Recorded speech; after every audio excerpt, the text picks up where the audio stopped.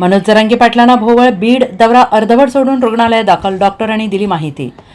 मराठा आरक्षणासाठी लढा देणाऱ्या मनोज जरांगे पाटील यांनी कालच आपल्या पुढील आंदोलनाची दिशा जाहीर केली। आता मिशन मुंबई म्हणत जरांगे पाटलांनी सरकारला अल्टिमेटम दिलं। या दरम्यान मराठा आरक्षणाच्या अनुषंगाने त्यांच्या मराठवाड्यात सातत्यानं बैठका होत आहेत आणि त्याच बैठकांसाठी दौरा करत असताना मनोज जरांगे यांची तब्येत आज पुन्हा अचानक बिघडली आहे।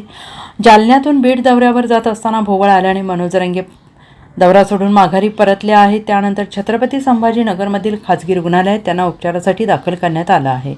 सध्या उन्हाचा जोर असून मराठवाड्यात तापमानाने उच्चांक गाठलेला आहे। त्यामुळे मराठवाड्यातील काही जिल्ह्यात जिल्हा शल्य चिकित्सकांनी नागरिकांना दुपारी बाहेर न पडण्याचे आणि काळजी घेण्याचे आवाहन केले आहे। आणि त्यातच मनोज जरांगे पाटील हे आज बीड दौऱ्यावर असताना त्यांना भोवळ आली।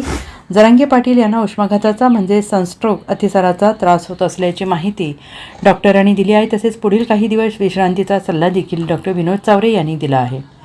Bureau report, SBN Marathi, Jalna.